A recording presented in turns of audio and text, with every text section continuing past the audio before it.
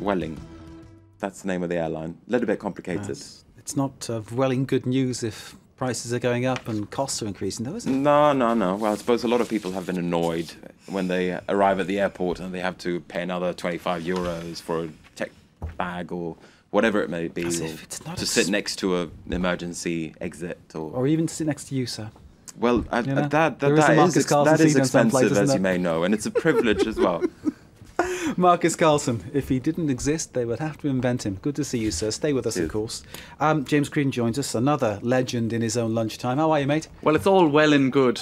Oh, very good. I love this. I was waiting for one of the two of you to come up with that. We don't just throw this together, you can tell, can't you? Let's start with the referendum buzz in Scotland, sir. All right. Well, The Spectator, I spotted this one last night, and I thought it was an interesting departure from the please stay refrain that we've been getting in the English press.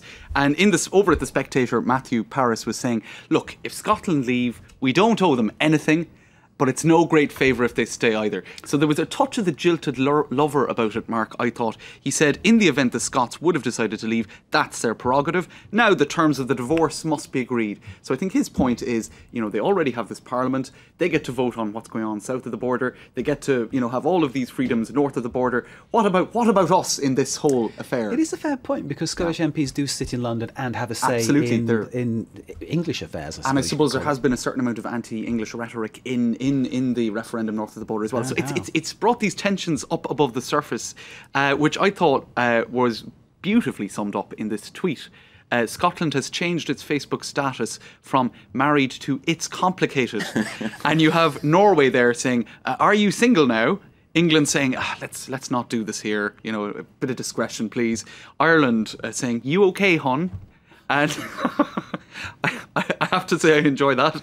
Just working through some things, says Scotland. Keep safe. And Scotland says thanks. And Wales chipping in at the end. We're still here. So I thought that was quite nicely summed up, the various tensions between the sides there. Meanwhile, one of the reactions that got most attention today was Andy Murray. Now, he is one of the most high-profile Scots to have come out in favour, it seems, of independence. Sean Connery, of course, famously supported it as well. But a lot of people pointing out that he's resident in London, therefore he can't even vote on it anyway. And others saying that actually, he's happy to fly the Union Jack when it comes to tennis. So he did come in for a certain amount of criticism for that tweet. Let's do this, he closed that tweet with. So just thinking about that, Sean Connery for many years has been very strident in backing the Scottish National Party, and I think for a long time he's lived in somewhere like Spain, hasn't he? Somewhere like that. So questionable nationalism there. He's allowed to live abroad if he wants to. It is an international world now. Everyone's allowed an opinion. But no matter how... Not everybody gets a vote. That's it. 16 and 17-year-olds voting today as well. Mark, a lot of people talking about that. It appears that was a decision taken by Alex Salmond, thinking that might increase the yes vote. But in fact, studies have showed for the University of Edinburgh and elsewhere that actually 16 and 17-year-olds seem to be quite over the average in favour of a no vote. So that's interesting, given that university education in Scotland is free. Right. You don't pay tuition fees, unlike in England where you pay through the nose. Right. So it's not there a desire to go south of the border, perhaps. Hashtags vote no. Hashtag vote no isn't actually trending. Whereas if you look at the UK trends, vote yes, Scotland is. Now, does that tell us anything? Probably not, because actually the most recent polls seem to put the no ahead. Okay, let's move on to something completely different now. Yes. Gérard Depardieu, the famous French actor. He likes a drink. He does indeed. No exaggeration. Let me move forward to. This was an interview he gave about a week ago, but it's only now buzzing in the last day or two. Have you just been to digest it by the look Well, of it? this is it, and an appropriate photograph of him there as well. Oh mon Dieu, says US Weekly. Gérard Depardieu says he drinks up to, get this, 14 bottles of wine a day. That's impossible. Now, that is a real quote. I mean, I would have thought it's impossible. Marcus Carlson, that's impossible. One would think that's impossible. I wouldn't want to see his liver. Right.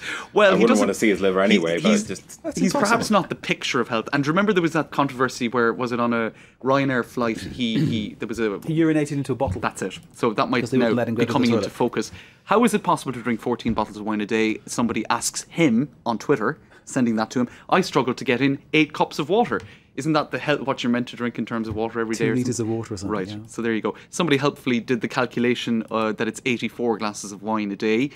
And further on in the article, he also said, all you need is a 10-minute nap and voila, a slurp of rosé wine and I feel as fresh as a daisy. Now, elsewhere, some people did...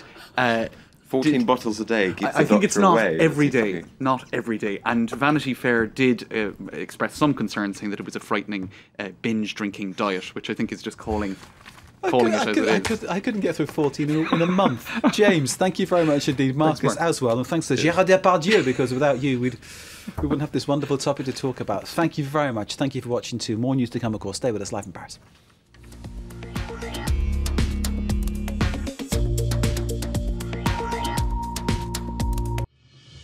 Down to Earth. We're down to earth in Lagos, Nigeria. This low-lying state has large swathes of land below sea level, making it particularly